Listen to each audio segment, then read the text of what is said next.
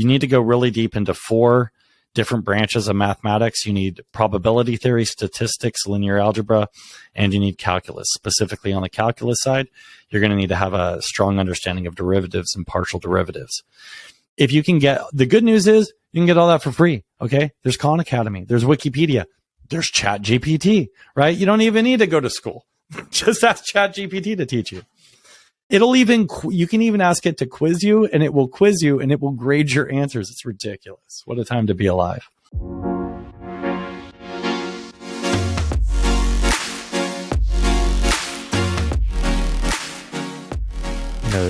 When you spoke to me about the ChatGPT stuff, I think that's really important. I think there was this diagram that was like going through the internet a couple of weeks ago about, or maybe like late last year, there was like one circle with like 175 billion parameters, and then that's ChatGPT 3, and then ChatGPT 4 is like potentially 1 trillion parameters, right? So this exponential leap in sort of going through, what ChatGPT could potentially be. What are your thoughts about all of that stuff? With these kinds of models, really, I think that what we're going to see over the course of the next 2 years is not so much an expansion in the number of parameters or like the size of the model, but a fundamental improvement to the training data used to train the model, and a bit of advancement on the fundamental neural architecture, as well as less of a focus on unsupervised or semi-supervised training and more of a focus on reinforcement learning. One of the huge drawbacks of these large language models is that they're kind of like stuck in time, so to speak. After you train them, and I think they have some kind of disclaimer, that the knowledge is only current up to the end of 2021 or something along those lines. So they're stuck in time, and how the human brain works is basically you live out your day, you learn some new stuff, right? There's a lot of carrot stick type reinforcement training happening, right? Especially if you're very young.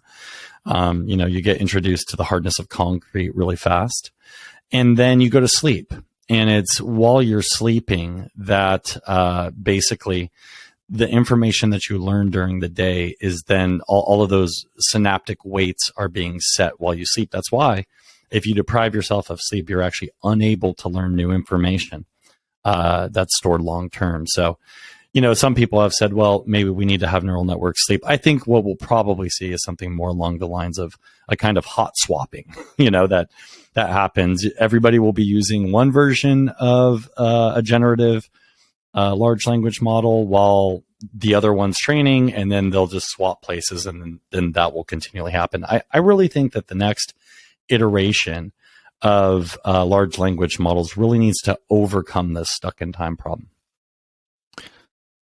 Does the stuck in time problem get better though as the level of learning does increase and reinforcement does take place? Do you think the stuck in time problem is more of a challenge for the underlying in the model itself that's flawed, or is it something that's just an advancement as the AI becomes much more intelligent? No, I mean, really what it boils down to is a problem with the training method. We gather basically when you're training up these large language models, you're taking a snapshot of the internet. And I mean, this is very, very high level, but you're taking a snapshot of the internet at a point in time, and then you're using all of that data in order to train the model, right? So all of its synaptic weights or its parameter weights are being set based on that information when the snapshot was taken, essentially. And unless you're continually adjusting those weights, continually training and having it learn much the way that the human organism does, then its knowledge or the knowledge that's essentially been compressed and encoded within those synaptic parameters is only going to be representative of the data, of the training data that it's seen. Now, you can overcome this a little bit through prompting, right? So let's say you ask a question or you give a prompt to one of these large language models, you could perform a search and inject into that prompt current information, right? And it's going to understand that because it's gained a fundamental knowledge of human language and, maybe to a certain degree, human reasoning. So you can overcome the problem a little bit that way. But I think in order to have some of the greatest advancements or to take it to the next level, we're really going to have to see continual relearning, or continual training of these models. Just stepping back a little bit, does the idea of just with all of this stuff happening right now with ChatGPT and all of these large language models and the pace at which this type of space is accelerating, does it scare you or does it excite you, or is it both? I think personally I'm more excited about all of the developments happening. I can understand though and empathize with people who are a little bit scared, both from the standpoint of, is my job safe? Is what I do for a living safe? And then also to maybe a lesser extent, those who are kind of like doomsayers and think that AI is an existential threat. I think that there's a lot to be excited about. I think that these are big toys that we're playing with here. And when you're playing with very powerful constructions in this universe, that you do need to have the requisite level of responsibility. Yeah, I think that's something in and of itself, the ethics, the morality of what AI can offer and what it doesn't know and what it does know, because I think we have to guide its faith a little bit. And that's also scary because I've seen that, it is the double-edged sword at the end of the day. And I know that for a lot of people who are not well acquainted with technology per se, but they're sort of the end users, they are always exposed to technologies that they don't understand, whether it be how did they get the Instagram feed, how do they know what sort of ads are appearing on their screen based on what they're saying and what they're looking for. And that sort of education is important, especially when AI is moving so quickly. Do you think that there's sort of like a role to play in schools where education of AI and AI just in and of itself needs to be taught?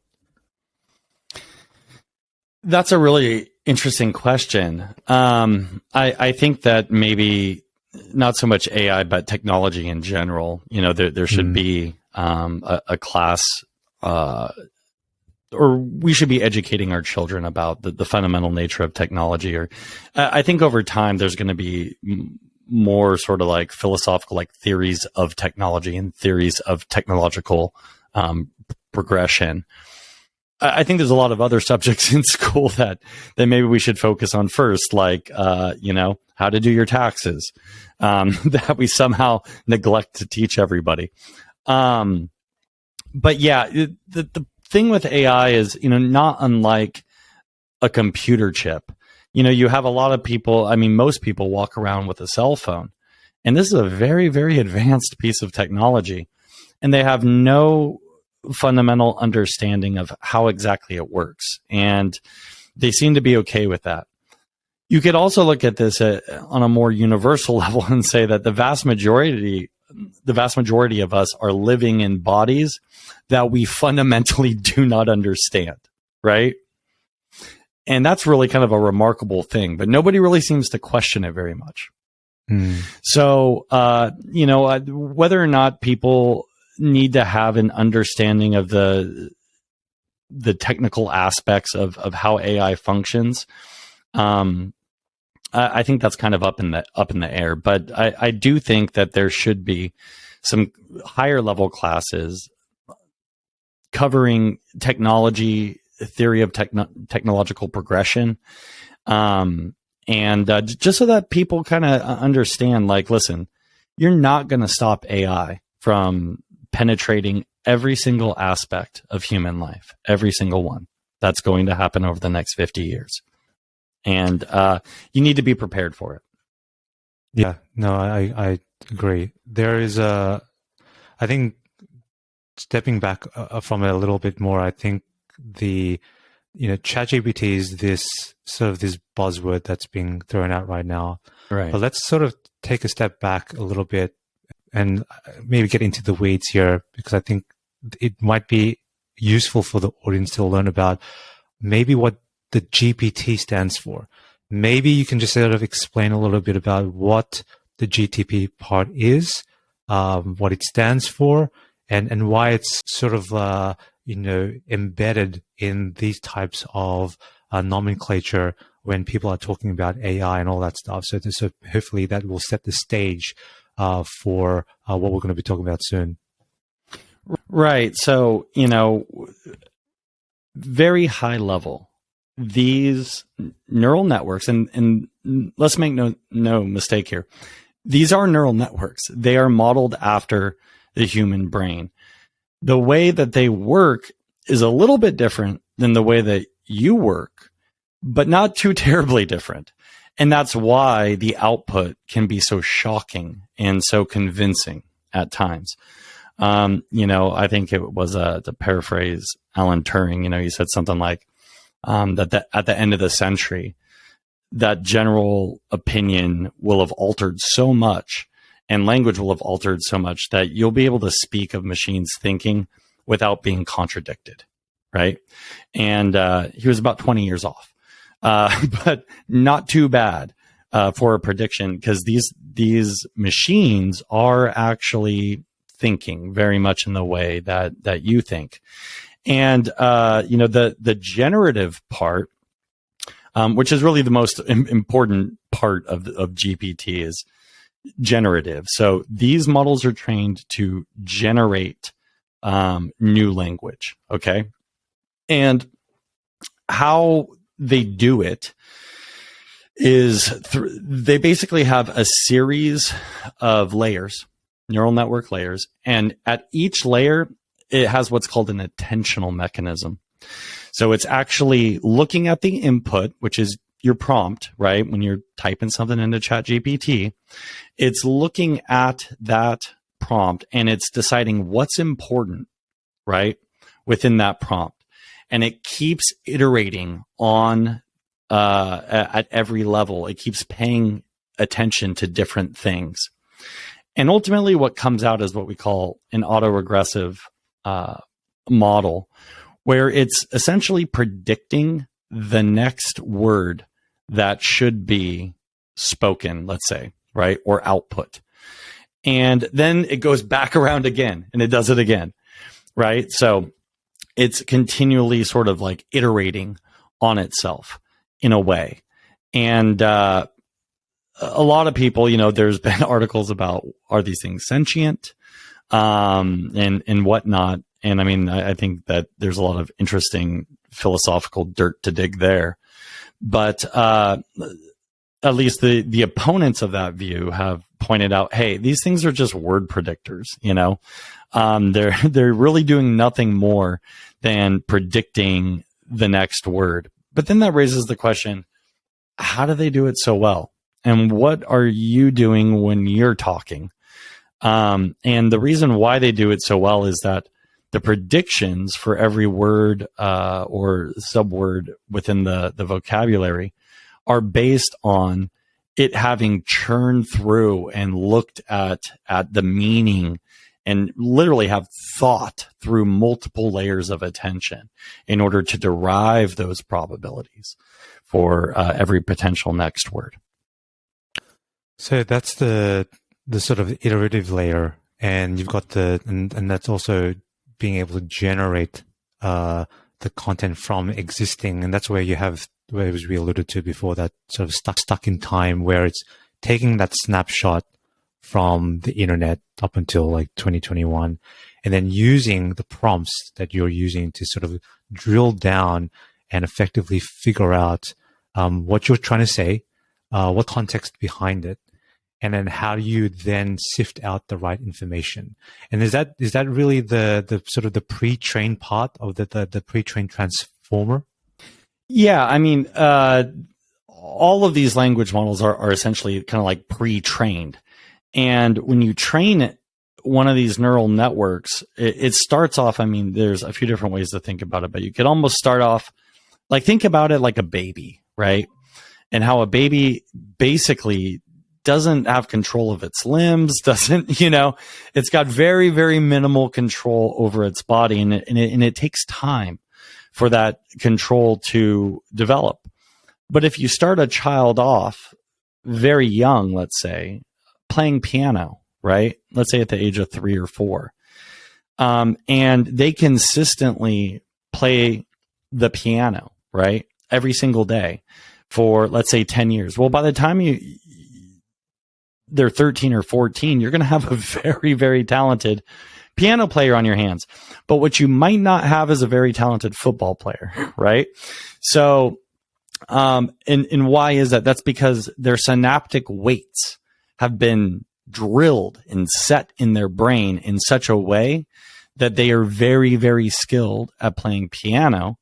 But and of course, the human brain is built to generalize, but they're not going to be as good necessarily at something like football, right? Which is a far different set of skills.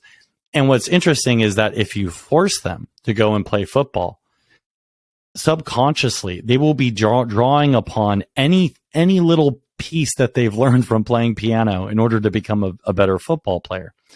So it's much the same way with these language models.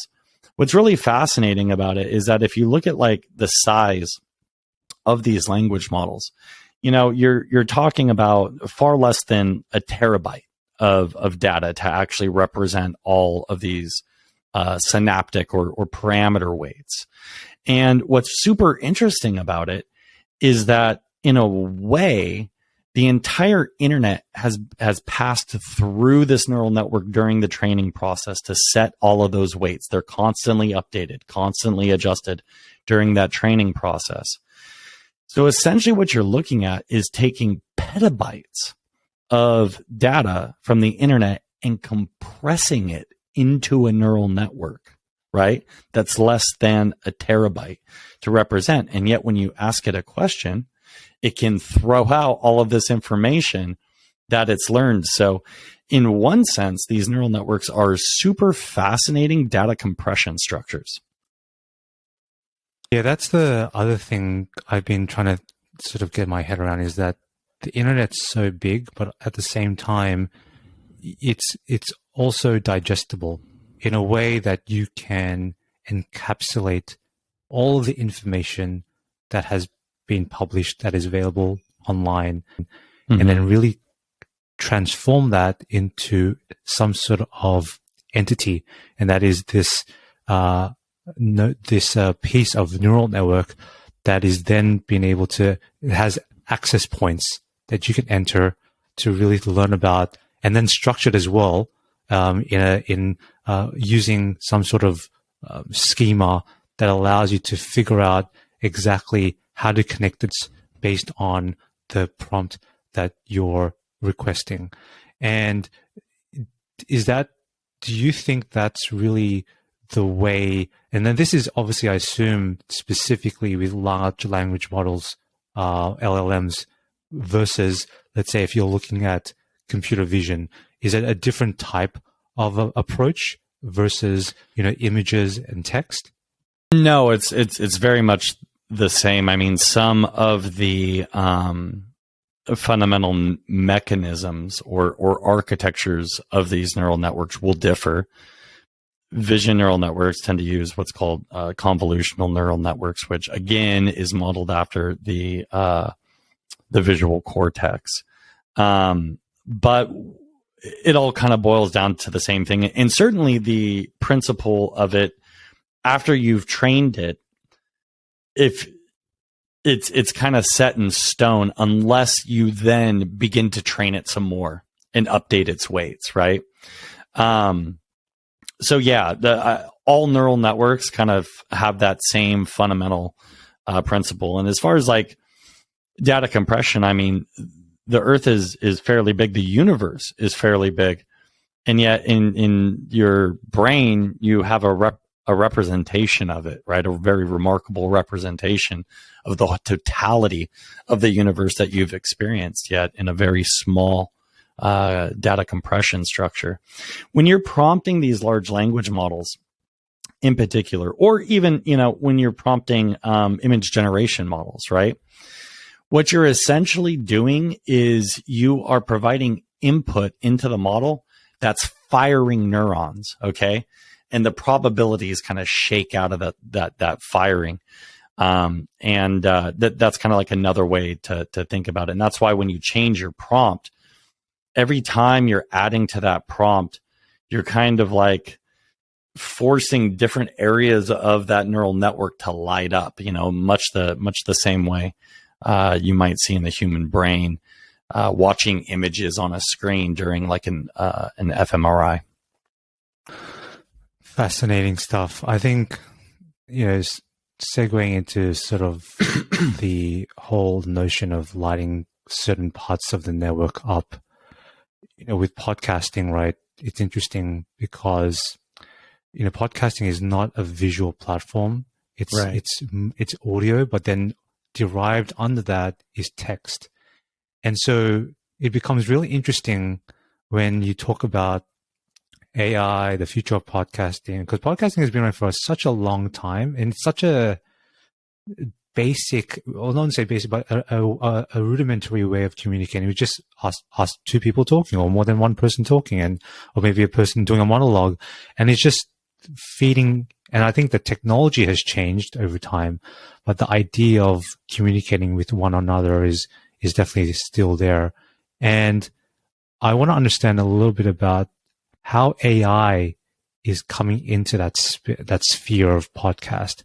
And I want to sort of learn about what your thoughts are in terms of like, is this a good thing where creators, podcast hosts, producers are able to leverage something like AI, like ChatGPT 3, for example, and then be able to use that for their advantages? And what does that look like going forward as well? Is this something that's going to really revolutionize what podcasting is, or is it going to disrupt it in a negative way, where perhaps even the AI itself can generate its own podcasts down the road? And that's sort of a far-flung question, but I don't know. Maybe we'd love to sort of get your thoughts on that. Right. Well, I think that there's a lot of different ways in which AI will be utilized in the podcasting space. I mean, it's really almost infinite, because you're dealing with an audio medium, right? So if I were to list off just very quickly all of the different ways in which AI applies to podcasting, first you have voice faking and voice generation. Companies like Descript have some really cool tech around this, which is just utterly remarkable, right? Very, very cool magic.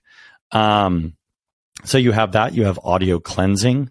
Adobe has their podcast recording offering, I think, has some really cool tech around taking, a lower quality mic, or somebody even talking on their iPhone, and then running that through a neural network that basically makes them sound like they're coming out of a Shure mic.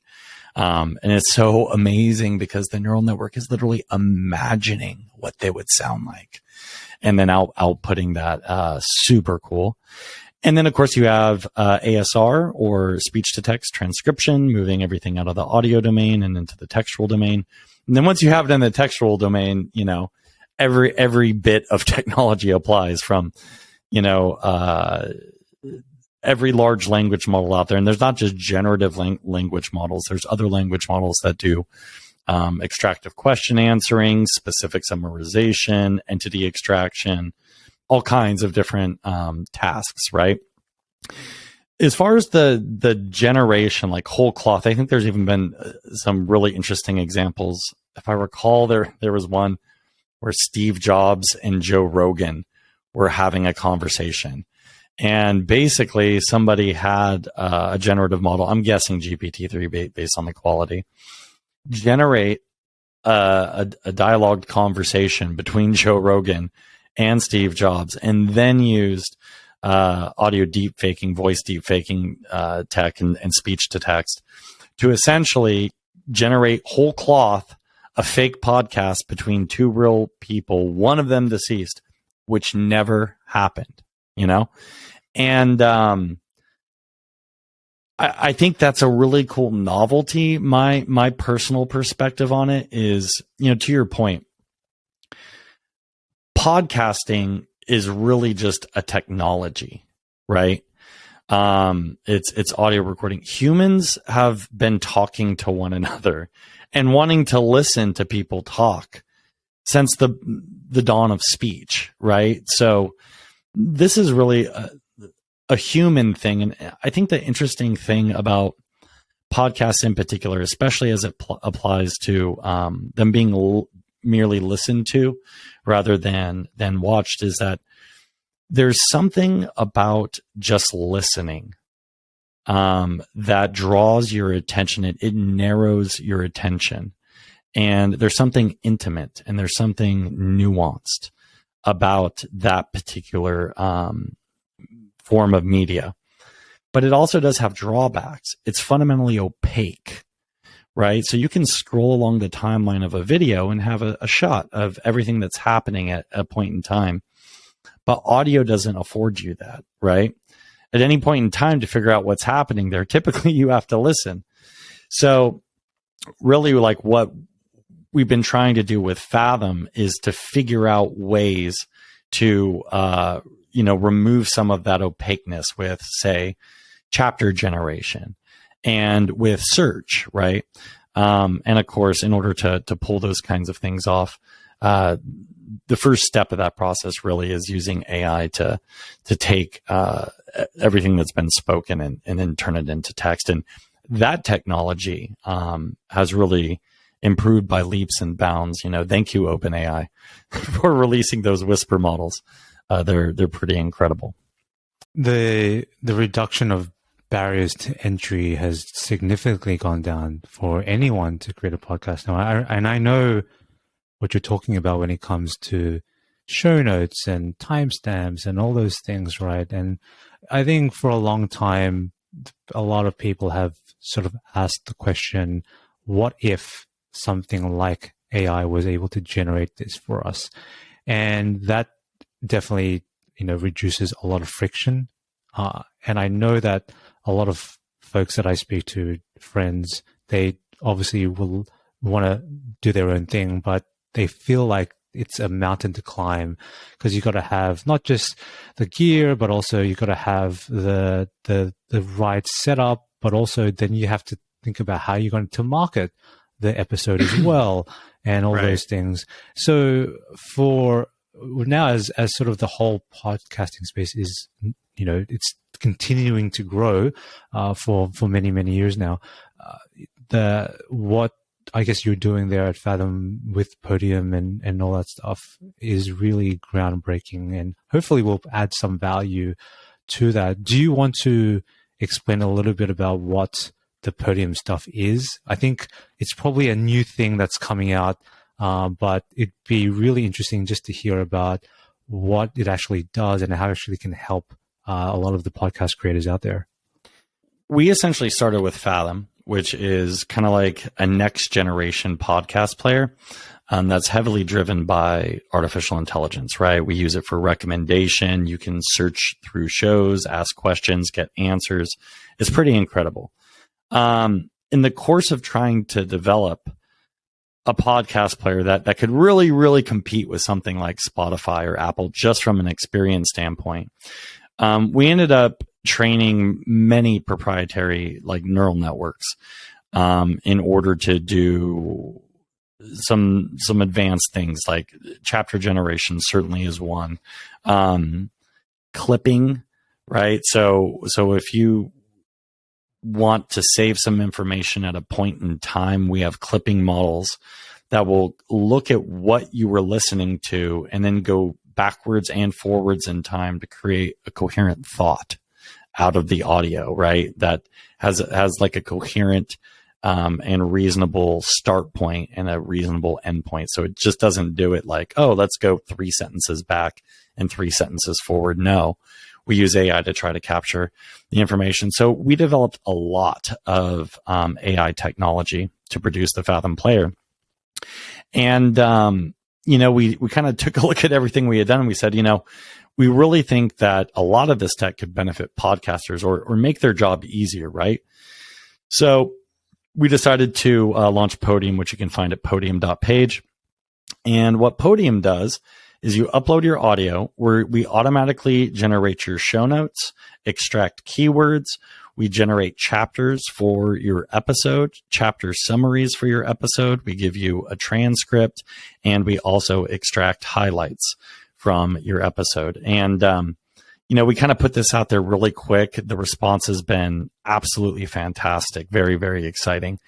And it's continually improving. It's going to have an actual user interface, not just a download package in the next few weeks here.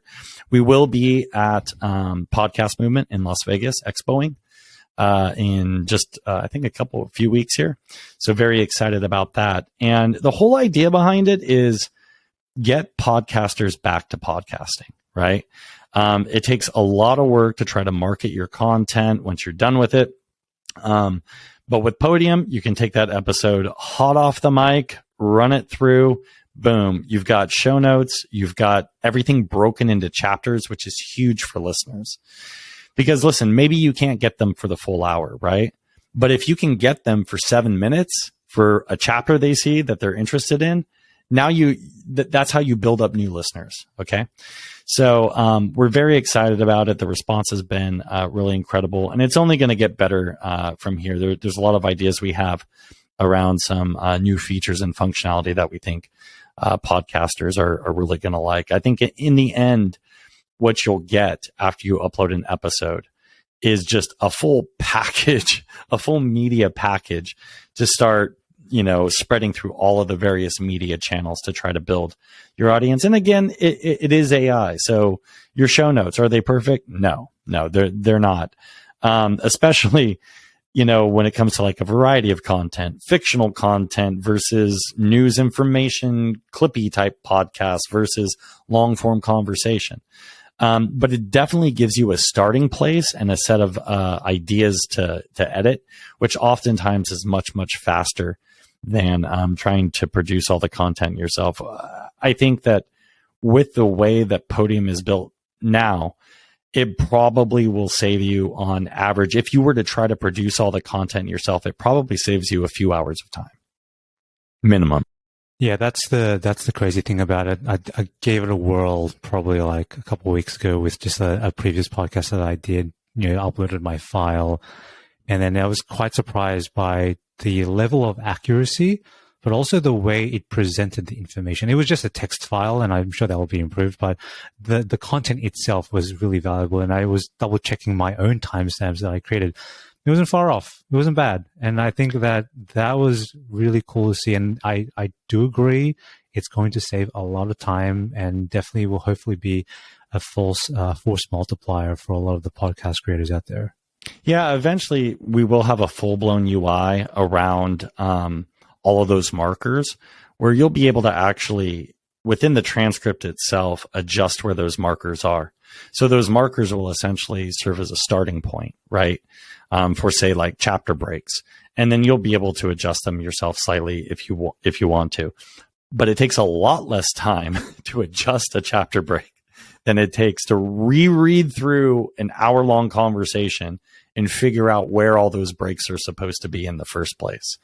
And that's really, I think, one of the very remarkable things about Podium in general. Yeah, with the show notes and the timestamps, because you have the Fathom player, I'm sure you're seeing a lot of data flow through on your side. Is there something to speak to in terms of the attention span of people when they listen to these podcasts? Because listening to a 3-hour podcast is not everyone's cup of tea. So But if you have timestamps and you have show notes and all of those things where you can easily scroll back and forth, do you see most of your listeners and people, the users of Fathom, do they sort of hone in on specific timestamps and then sort of move on to the next episode? Or do you see them still listening to the full episode? I'd like to understand a little bit about the dynamics of what the users are actually doing with these podcasts. You know, one of the things I've been most surprised at in entering the podcast space with a player, especially with a new kind of player like Fathom, where you have things like highlights, right, that are being AI generated. You've got chapters, you have a full transcript that you can read through and then jump to a certain spot, is that everybody's different. Everybody has a different listening style. You know, you'll have people that literally will listen to a 3-hour episode front to back nonstop. I've never done that in my life. You know, I'm actually one of those nighttime listeners. I actually like to listen before I go to sleep. And so I'll put on a sleep timer for 30 or 45 minutes. And so it may take me quite a bit of time to get through a 3-hour episode. A 3-hour episode, that might be a week of listening for me. Whereas for somebody else, they'll listen to it, straight through. You have other people that do an hour at a time. And now with things like chapter generation, or there have been some podcasters, right, that will chapterize their content. It's about 3%. But in general, there's a lot that don't. So what happens, or how does having chapters fundamentally change people's behavior, right? When now the top 1,000 podcasts, or the top, processing about 5,000 or 6,000 podcasts now at this point. But chapter generation, I think, only applies to about 2,000 or 2,500. What happens when people have access to these things? And what happens is what you'd expect. People will scroll through, they'll jump to a chapter that interests them. But the way that Fathom, and I think some initial responses from podcasters would be like, well, I don't want that. I want them listening to all of my content, right? Including the ads at the beginning, right? So, but ultimately what we find is just a higher overall level of engagement with a podcaster's content in general. And when you have those chapters, it makes it easier for the AI to extract highlights to play to people during a discovery process. So it's kind of good overall. There's no bad listening, right? Because today they may only have 7 minutes to listen to that one chapter that they really like, but then you publish your next episode and it's on a topic that's extremely relevant to them. And then you find that they listen to the whole thing. Whereas maybe they never would have paid attention to you at all if they hadn't seen that one chapter and played it, right? So overall, I think that new discovery mechanisms for podcast content is a very positive thing for creators. Yes, there's definitely that element of, even in the timestamps or the show notes themselves, there's always that notion of how do you make that like some sort of interest to the listeners, to get them hooked into the actual timestamp, right. The actual slot itself, the clip.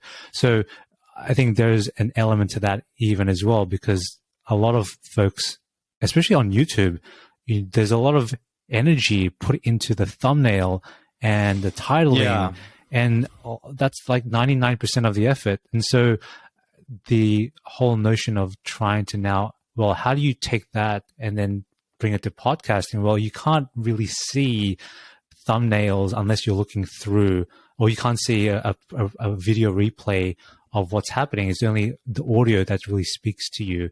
So I think the show notes, the whole notion of like thumbnail timestamps is going to be much more exciting, especially when the AI element comes into it as well. Right. We can do things like recommend, and this is not a feature that we've shipped yet, but for any episode, we can actually recommend a chapter for you based on your past listening. We can say this chapter is one you definitely want to listen to. We can even do a variety of things with the audio content. If you only have 3 minutes, but you want to get the gist of the entire episode, right? But you're at the end of your lunch break, right? We can compress an episode into 5 minutes. And I think this raises a lot of questions about advertising and things like that. But generally speaking, what I found in product is that if you offer people a superior experience, right, you're going to get more of their attention in the long run. So I think the future is very bright for podcasting. I think that as far as all the generative stuff goes, I think people like hearing the real voices of real human beings. I think that that's what's most interesting, and that when it comes to the generative stuff, it's really going to be used more for information compression and for information filtration potentially. But as far as like the content itself, like we'll have to see. But I could be wrong on this one, but I have kind of an intuitive feeling that people are going to want to listen to real people talking for many hundreds of years to come, if not thousands. I feel like, I don't know, I get this impression, like you mentioned the Steve Jobs and Joe Rogan thing. I think that's just, there's a novelty around that, which is pretty cool. And imagine if someone like, Barack Obama or Donald Trump, they've never had a proper one-on-one conversation with each other. Imagine what that conversation would look like. And I think there's some real cool things that can come with the journey of AI. And that sort of segues into the question of like, what if AI was to produce its own content? And I don't know what that looks like, but I feel like there's some really kooky stuff that could happen. And especially when it comes to misinformation as well. And, when it comes to sort of the ethical part of what am I listening to? Am I actually listening to something that's true in some sense, or is this completely false? So I guess there is an element of care that needs to be taken when podcast gets to a level where information is generated from a particular source. And even, you can say that today with people. Like, people always spread misinformation all the time. I mean, listen, people have been doing this for a long time. And you're not really getting anything different with AI. I think the fundamental danger with AI when it comes to misinformation is just that it can be presented in a way that seems even, let's say, more authoritative than a human who's coming at you with that perspective. I mean, typically perspectives tend to have a certain level of, perspectives come in a package, let's say. And it's that package that really helps you identify, is this something that I want to buy into, right? Partially, one of the dangers with AI is that it can present misinformation or even disinformation in a very different kind of package than it would typically come in, right? And so, like most things, listener beware. I think ultimately it's up to all of us to, to the best of our abilities, fact check our own information, and not just buy into everything that we hear. Don't believe it just because it's on the internet, I think that's true in so many ways.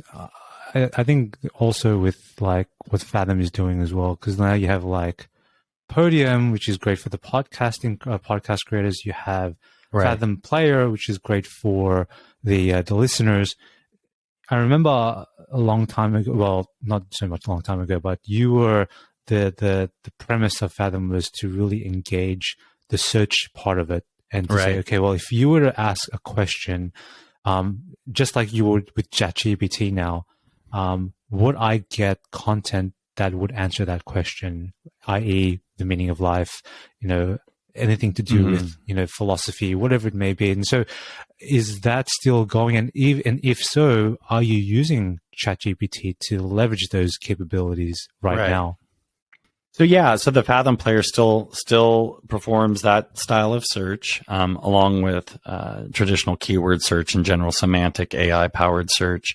It can do question answering search. So when you are searching Fathom, you can ask a question like, "What is the fundamental nature of consciousness?" Or, what's happening in the startup world, and it will actually search through podcasts and then use AI to actually answer those questions. You can also do that for an individual podcaster's content, which is really cool. So if you go to Huberman Lab, right, and you ask, what effect does caffeine have on our body? You're going to get a series of clips that directly answer that question, which is really neat. That style of artificial intelligence, or that style of AI task, is what's called extractive question answering. So we're actually having the AI look at a body of text and tell us whether or not there's an answer contained to a question within that body of text. And if so, where is it, right? We are not currently using any generative models to supplement that search. It's something that we could do very, very quick if we wanted to, and in a very, very advanced way. I mean, there's been some examples of this out there.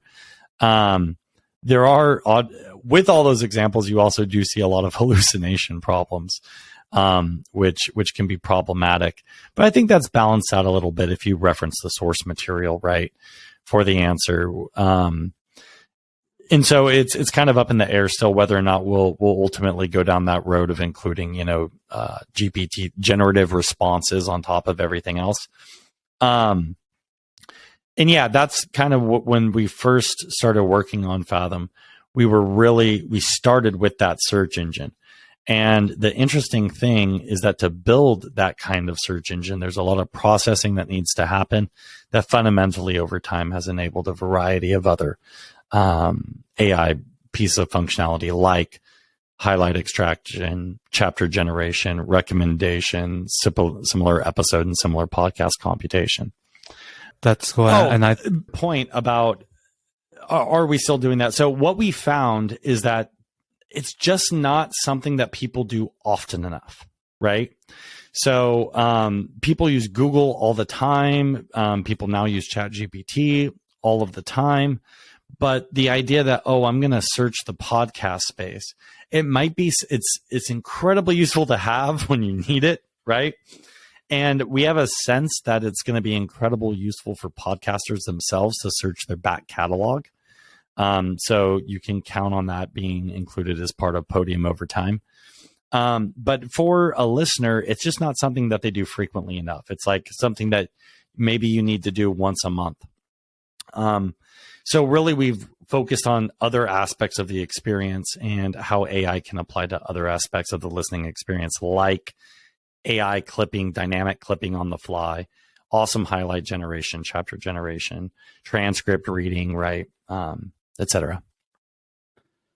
What's the journey been like for you and sort of starting Fathom? Because I think, you are a co-founder, you're the CTO as well. And I think I definitely want to get into some of those things soon, but just working with the co-founders, working with building Fathom over these past couple of years, what's that journey been like for you personally, but also from a professional career standpoint as well? In some sense, it's been incredibly rewarding. I can most certainly say that I've worked harder than I've ever worked in my entire life. For any startup founders out there listening to this, I mean, you just need to be prepared for 70, 80-hour weeks, nonstop, months and months on end. I think my longest stretch was like 8 months of 80-hour weeks. But it has to be done, especially if consumer plays in general are very, very difficult. especially if you're going up against something like Spotify, right, or Apple Podcasts or other very well-funded players who are trying to make moves. So generally, just don't start a startup unless that's what you are going to do, and it's what you're prepared to do for the long run. Don't start a startup unless internally you have to. And for me, it was definitely something that I had to do. I even kind of, after working with the fundamental AI model, that still actually incidentally is kind of at the core of Fathom. I had set it aside for a minute, but I kept getting these like weird little signs left and right, if you want to say they're like, Jungian synchronicities from the universe, right? That were just taking me right back and saying like, no, you need to do this. This is the thing you need to build. And I've always been super into language, always been really big into engineering and AI. So, I decided to take the leap, leave my position as chief research officer of another startup that, is in the B2B space and do it. And it's been incredibly rewarding, like I said, but also very challenging. You need to be prepared to, as Jason's sign and backbone says, do the work, and you will be doing the work. Absolutely. And having a co-founder, Paul, my co-founder, it'll strain any relationship. I can absolutely say that. Maybe some founders out there would like to paint a different picture, but when you're in a pressure cooker, it's going to put strain on any relationship. And Paul and I have been friends for like 20 years now, and even in all that, you definitely find your relationship strained at times, and it's nothing personal. It's really, I think, just the pressure of the situation. But at the end of the day, I feel like our relationship has been like forged in fire now, and it's even stronger than ever. And we're so excited about this Podium offering and the response, and super stoked to be going out to Vegas to Expo at Podcast Movement. It's really refreshing to hear that, but at the same time, I think there's a lot of people listening to this right now who are, one, interested in AI. They could be two, interested in podcasting, and three, maybe they're sort of like gung-ho about starting their own thing as well, right? And so I think a lot of them will hear this and say to themselves, okay, well, all the things about the romanticization of startups is probably not especially happening anymore, given the whole situation in the market and everything and right. funding. But at the same time, it is still rewarding. And as you said, you got to do the work, you got to do the hours. As a technology leader, I think CEOs obviously have that responsibility, but I want to put a spotlight on CTOs specifically, because technology companies don't start by themselves. The technology needs to be developed, it needs to be created, it needs to be honed. Right. What was the challenges for you, and also the insights you gain from becoming sort of a technology leader and building a team, hiring the right people, and the difference between hiring the right people versus the top people? What sort of insights can you shed on what it means to build a fully functional engineering team that builds cool stuff? I mean, this isn't my, I'm definitely an older founder. This is not my first rodeo. But I think at a lot of other companies, I had come into the leadership positions once the company had already been established for a minute, or I was being brought in to do a turnaround. Maybe they'd been stuck at $1.5 million revenue for the last 4 years, kind of wasn't going anywhere. They'd been around for 10 years. And so then I would be brought in to kind of flip the script and start to get those revenue numbers growing again. So this has been definitely different. And this is the first time I've been in the hot seat raising the dough, securing the bag, and at the same time doing all of the engineering and also building out the engineering team. I think what I've learned is that it's hard to find. I mean, I haven't learned anything that hasn't been kind of colloquialism for the last 100 years, right? It's hard to find good help. You know, I would say err on the side of talent, even if it costs a bit more, because let's say you save 50%, right? And get a slightly like a lesser experienced engineer. Generally, what I found is, and again, this is all subject to the complexity of the problem that you're trying to solve. But if you're trying to build complicated software, right? Not government software, that 50% you're saving may cost you more time as a CTO to go in and then, you know, resolve code issues, restructure things. So, and the only way to really avoid that is if you spec things out in a very definitive manner up front, but then that costs you more time, right? So I definitely wouldn't say that it's a requirement to get the top of the top tier talent unless you're really looking for kind of like an all-star team with all-star well-known names. That's going to be very expensive, either in compensation or certainly it's probably going to end up coming out in equity. And hey, you know, I'm a huge fan of cutting big chunks for contributing members of the team. You know, I think that's only right.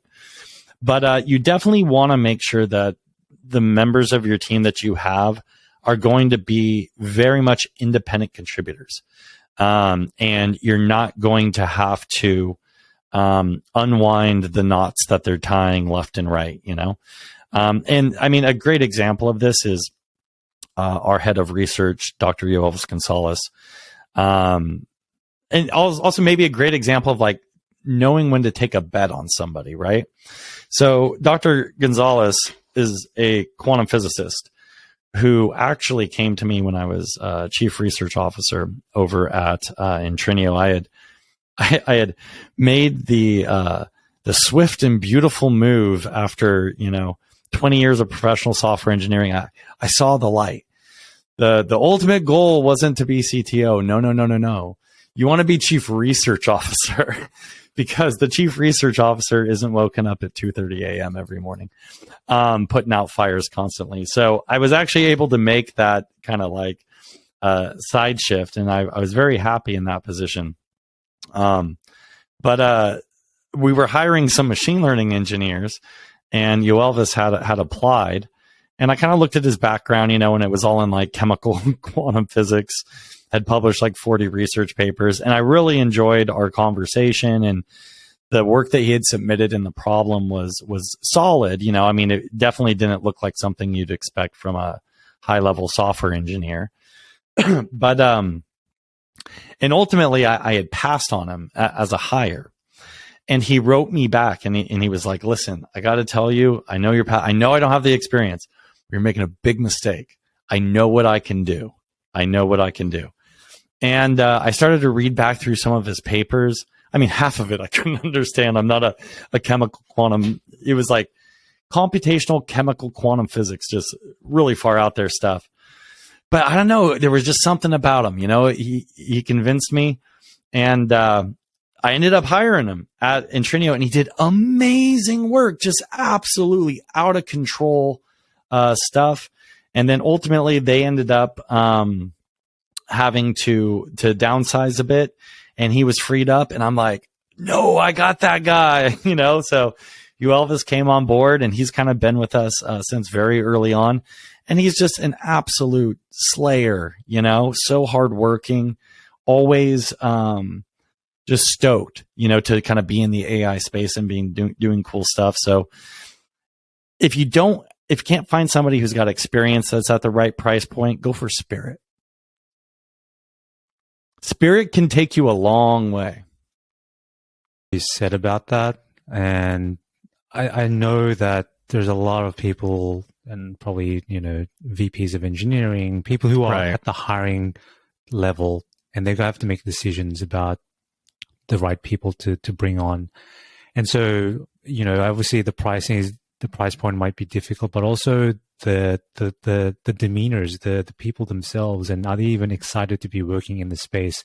I think that speaks true to the story that you just mentioned, but also a lesson as well for upcoming CTOs and leaders to figure out, well, everyone is not going to be at the level, but at least they're going to be there to willing to learn and willing to do whatever it takes and wear as many hats. And that's where you need sort of the hustle when it comes to building a startup. Absolutely. And so I think that's really cool. And I think that will help a lot of people listening to this figure out what their own team composition looks like. Do you think that as you start to scale and your role as that leader evolves, is that going to change somewhat, or do you think that you'll be whatever you're doing now will be whatever you will do as the company starts to grow and expand? What does that role of the CTO leader change over time? Right. Well, and at least I personally haven't heard a lot of talk about this. Like, what are you going to be doing as a CTO, right? So on a day-to-day basis, I will write code in Swift, Python, JavaScript, HTML and CSS, of course. I'll be doing design. I will be jumping back and forth between 35 different code repos that we've developed. And like I actually have a timer that I hit. And as soon as I hit that timer, I cannot scroll. I cannot check Twitter. I cannot do anything until that timer goes off. And that timer goes off. You know what I do? I hit it again. Right. And I just keep doing that all day long. So, at these very early stages, you're going to be building everything yourself. Okay. And if you're not a technical founder, you're going to be finding somebody who is going to be building everything themselves, or you're going to go with an agency, right? A lot easier if you actually have the technical co-founder as part of your team, certainly. So that's what it looks like in the beginning. I'm so lucky to have you, Elvis, because the technical side of AI, if you are training your own models, is extraordinarily complicated, right? And or can be. And it takes a lot of time, a lot of testing. It's R&D. Things don't. It's like picking a lock. It's not like framing a house. So it can take time to do that. And I think if you have an AI startup, you definitely almost want two technical people. One who is a full stack, very experienced engineer capable of grinding nonstop across the entire stack, and then another who can focus just on AI and AI training and things of that sort. If you are going to be developing your own models, I couldn't do the whole full stack thing every day and be doing all of the AI engineering. So there is all of that. That will change as we scale. I mean, it all depends on ultimately like who we end up hiring. Typically you would hire a VP of engineering to start doing your recruitment and building out of, team clusters. But certainly, as the team kind of grows into like 5-10 engineers, I'm going to be delegating a lot of work, but you're going to have specific individuals in positions who will be running an entire aspect of the engineering picture. So you will have one person doing DevOps, one person, primarily focused on AI or primarily focused on the back end, another person who's just primarily focused on the front end. And then from there, each one of those individuals then becomes a leader of a pod of individuals who is focused on that one particular aspect. So I think over time, and then to a greater and greater extent over time, I will be writing less and less code. And that's a good thing. That's a good thing because you don't want to be you don't want to be a blocker for the team. You really need to hang up your code chops, do something on the side in what little free time you have to keep your samurai sword sharp. You don't want that to get rusty in case you got to jump in. But yeah, you really do need to learn how to delegate. And there's this whole thing in startups, sometimes the right person to kick things off is not the right person to scale them up. And I think that you have to have a little bit of self-awareness if you're going to try to be both of those people. All of those qualities are essential, and not everyone is geared to be working at a startup, and everyone wants to, some folks want to just do a certain role and not wear multiple things because it can be quite overwhelming. So I think you definitely have to jump into certain situations when you need to, and that's a testament to see that when you do hire those people, that's the qualities that you look for. And I think that's really exciting to see what you're building over there at Fathom. To tell things off quickly, I think there's a lot of also people who are AI enthusiasts right now, and probably they're in, I don't know, high school or college or whatever it may be, and they're seeing what's happening. They're looking at the news. They're seeing all the stuff that's coming their way, and they say, look, I want to jump on because I think this is really cool stuff and I really could help the world in whatever I can. And what is your advice to them could be a few things getting into the space, what are there resources, are there communities I can join? And, what should I do to make sure that I stick out so that when I do want to be hired as an engineer or someone who wants to be involved in AI, what do I need to show for myself that I've got what it takes to be in this space? What can you sort of say to that? Well, I think that there's a lot of different ways that you can kind of come into AI as an engineer. I like to think about things from kind of like a principle standpoint. So one principle in engineering is that in order to become or achieve an expert level of proficiency at any level of the stack, you need to have a fundamental understanding, you need to have a deep first principles understanding of the level immediately beneath it, right? So what does this mean? It means that if you're writing assembler code, you need to understand how transistor networks work and how they're able to actually execute Boolean logic. If you're writing C code, you need to understand how ASM works. If you're writing, Python, you need to understand how C works, and on and on and on up the sort of chain of abstractions. When it comes to AI, what I'm seeing a lot of is I'm seeing a lot of people jump into AI and utilizing these models without actually understanding that one level below.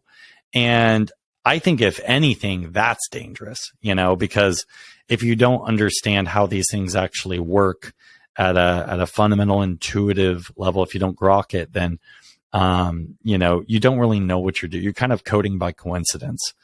So what you need in order to do that, I mean, listen, everybody's going to come at this different. For some people, the best way for them to engage personally is going to be to join some kind of group, right? For other people, it's going to be to go to school and get their master's in mathematics and then their PhD. For me, I'm always kind of, I can only kind of speak from my own perspective. I've always been very much like an autodidact self-learner type. What I just kind of knew would need to be done is you need to go really deep into 4 different branches of mathematics. You need probability theory, statistics, linear algebra, and you need calculus. Specifically on the calculus side, you're going to need to have a strong understanding of derivatives and partial derivatives. If you can get, the good news is you can get all that for free. Okay. There's Khan Academy. There's Wikipedia. There's ChatGPT, right? You don't even need to go to school. Just ask ChatGPT to teach you. You can even ask it to quiz you, and it will quiz you and it will grade your answers. It's ridiculous. What a time to be alive. So, but you need all four of those branches of mathematics to have a baseline understanding. And if you really, really want to become an AI engineer, regardless of whether you're kind of like just started college or maybe you're in high school, right? Maybe you're a freshman in high school. Math is really your thing. You kind of see the writing on the wall and you want to get started. Probability theory, statistics, linear algebra, calculus, get that all down. And then what you want to be able to do is you want to be able to derive stochastic gradient descent all by yourself. Okay. And then in Python, you want to be able to code your own neural network, not using PyTorch, not using Keras, not using it. No shortcuts. You need to code it from scratch.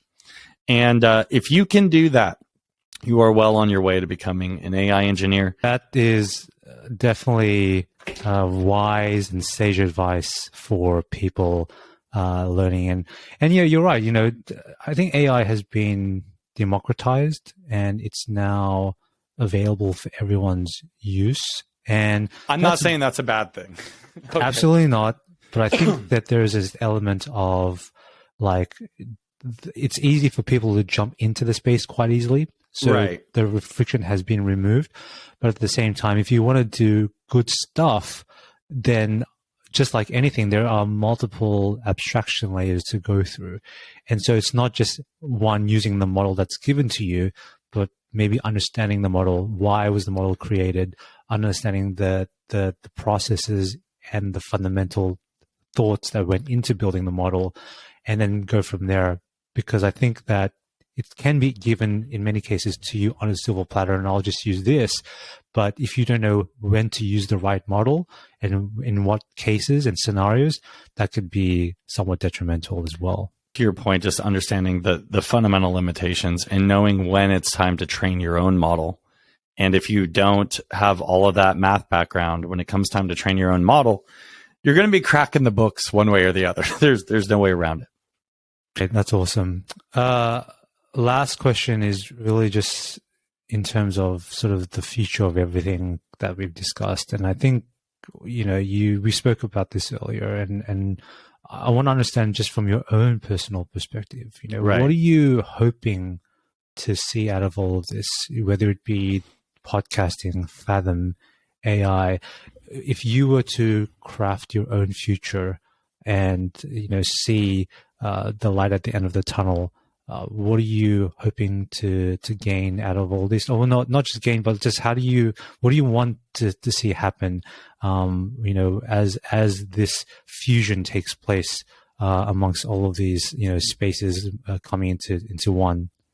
Right.